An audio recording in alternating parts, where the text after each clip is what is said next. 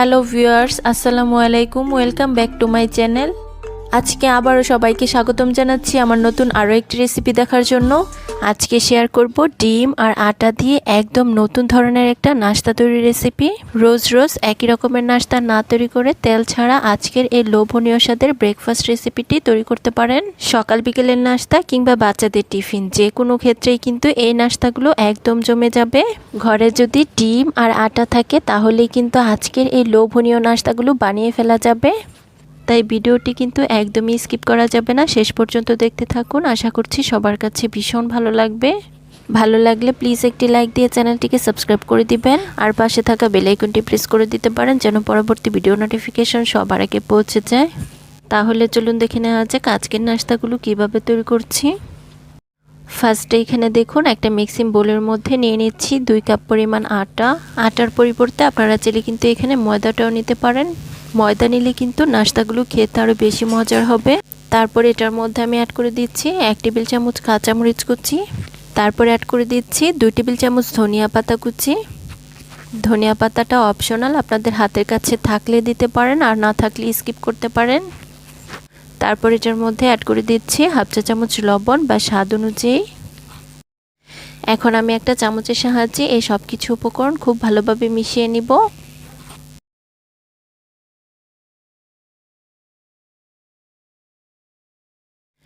দেখুন শুকনো উপকরণগুলো আমাদের খুব ভালোভাবে মিশিয়ে নেওয়া হয়ে গিয়েছে। এখন এটার মধ্যে আমরা পানি অ্যাড করে একটা ব্যাটার তৈরি করে নিব।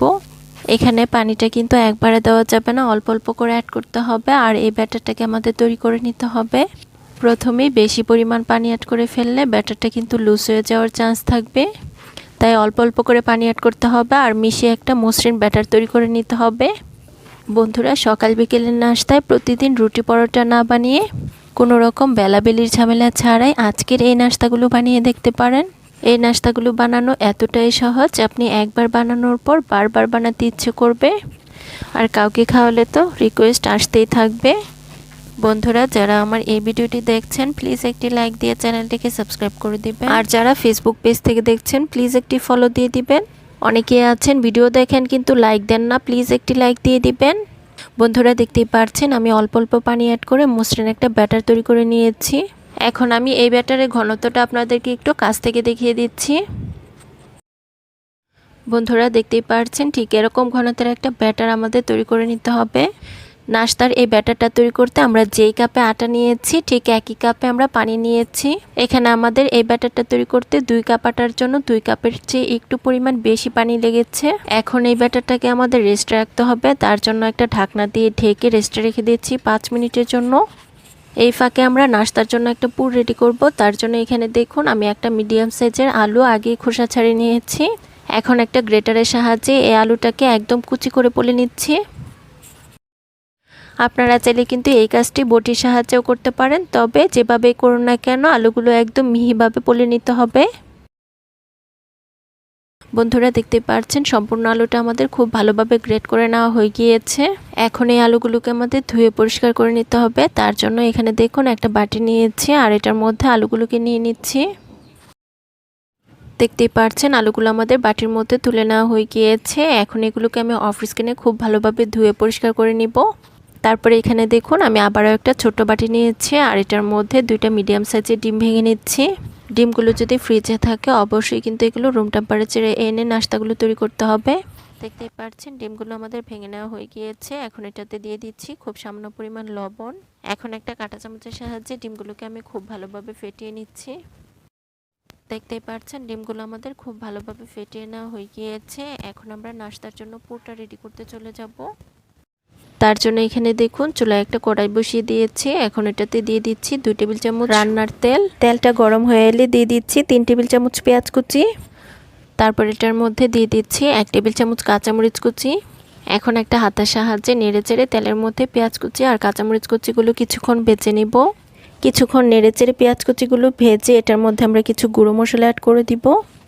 দিয়ে দিচ্ছি 1/2 চা চামচ মরিচের গুঁড়া, দিয়ে দিচ্ছি 1/4 টিস্পুন হলুদের গুঁড়া, 1/4 টিস্পুন ধনিয়া গুঁড়া। তারপর এটার মধ্যে অ্যাড করে দিচ্ছি 1/2 চা চামচ টালা জিরা গুঁড়া। তারপর আমি এখানে অ্যাড করে দিচ্ছি 1/4 টিস্পুন লবণ। এখন হাতের সাহায্যে নেড়েচেড়ে মশলাগুলো পেঁয়াজ আর কাঁচামরিচের সাথে মিশিয়ে নিচ্ছি।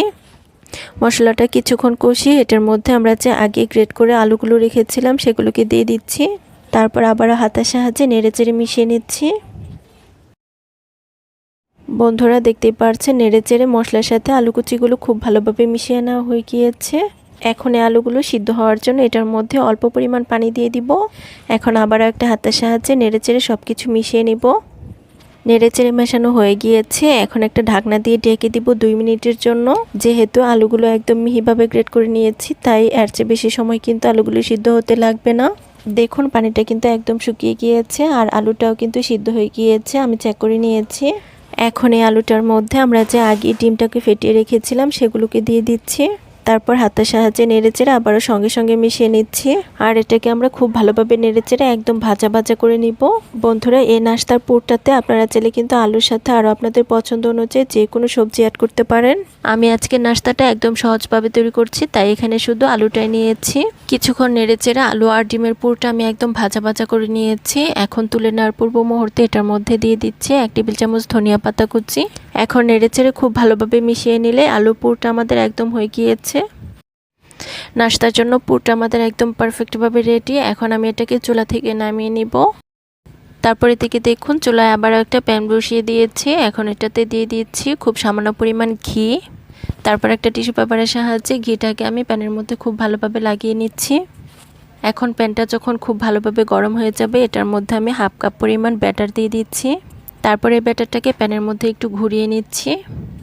এখানে কিন্তু অতিরিক্ত বেশি ব্যাটার দেওয়া যাবে না, এখানে আমরা পাতলা একটা রুটির মতো তৈরি করব। এখন একটা ঢাকনা দিয়ে ঢেকে দিব কয়েক সেকেন্ডের জন্য। কিছুক্ষণ পর আমি ঢাকনাটাকে তুলে নিচ্ছি। দেখতেই পাচ্ছেন উপরটা আমাদের খুব ভালোভাবে হয়ে গিয়েছে। এখন আমি একটা হাতের সাহায্যে এটাকে উল্টে দিব। এখানে কিন্তু অতিরিক্ত হিটে এগুলোকে ভাজা যাবে না, অতিরিক্ত হিটে এগুলো ভাজলে উপরটা পুড়ে যাবে। তো মিডিয়াম হিটে আমি এটাকে উল্টে পাল্টে কিছুক্ষণ খুব ভালোভাবে ভেজে নিয়েছি। এখন এটার মধ্যে আমরা যে আগে ডিম আর আলুর পুরটা তৈরি করেছি সেটা দিয়ে দিচ্ছি। তারপর রুটিটাকে এক সাইড দিয়ে আমরা ভাজ করে নিব। এখন নাস্তাটার দুটি পাশ আমরা উল্টে পাল্টে খুব ভালোভাবে ভেজে নিব। এই নাস্তাগুলো অতিরিক্ত ভেজে লাল করার কোনো প্রয়োজন নেই, হালকা করে ভেজে নিলে এগুলোকে খেতে অনেক বেশি মজার হয়। তো দেখুন নাস্তাগুলোর দুটি পাশ আমি উল্টে পাল্টে হালকা করে ভেজে নিয়েছি আর এখন খুব সুন্দর একটা কালার চলে এসেছে। এখন নাস্তাটাকে আমি একটা প্লেটের মধ্যে তুলে নিচ্ছি আর একইভাবে প্যানের মধ্যে আবারও কিছুটা পরিমাণ ঘি লাগিয়ে নিব। তারপর অল্প পরিমাণ ব্যাটার দিয়ে প্যানের মধ্যে খুব ভালোভাবে ছড়িয়ে নিব। তারপর নাস্তাটার একটি পাশ হয়ে এলে এটাকে হাতের সাহায্যে উল্টে দিব। তারপর নাস্তাটার দুটি পাশ উল্টে পাল্টে ভেজে এটার মধ্যে আমি পুর দিয়ে দিব। তারপর নাস্তাটাকে এক সাইড দিয়ে ভাজ করে আবারও কিছুক্ষণ ভেজে নিব। তো দেখতেই পাচ্ছেন এই নাস্তাটা আমাদের উল্টে পাল্টে খুব ভালোভাবে ভেজে নেওয়া হয়ে গিয়েছে। এখন এটাকে আমি প্যান থেকে তুলে নিচ্ছি। এখন একইভাবে বাকি সবগুলো নাস্তা আমরা অফ স্ক্রিনে বানিয়ে নিব। সবগুলো নাস্তা বানানো দেখালে ভিডিওটা কিন্তু অনেক বেশি লং হয়ে যাবে, তাই সবগুলো নাস্তা বানানো হয়ে গেলে আমি আপনাদের মাঝে পরিবেশন করে দেখিয়ে দিব। বন্ধুরা দেখতেই পাচ্ছেন সবগুলো নাস্তা আমাদের বানানো হয়ে গিয়েছে আর দেখতেই পাচ্ছেন এগুলো দেখতে কি অসম্ভব লোভনীয় হয়েছে। রোজ রোজ সকাল বিকেলে রুটি পরোটা খেতে খেতে বোরিং হয়ে গেলে আজকের এই নতুন ধরনের নাস্তাগুলো বানিয়ে দেখতে পারেন। এই নাস্তাগুলো যেমন হেলদি তেমনি অনেক বেশি টেস্টি। একবার বানালে বারবার বানাতে ইচ্ছে করবে। আশা করছি আমার আজকের রেসিপি সবার কাছে ভীষণ ভালো লেগেছে। ধন্যবাদ সবাইকে। আল্লাহ হাফেজ।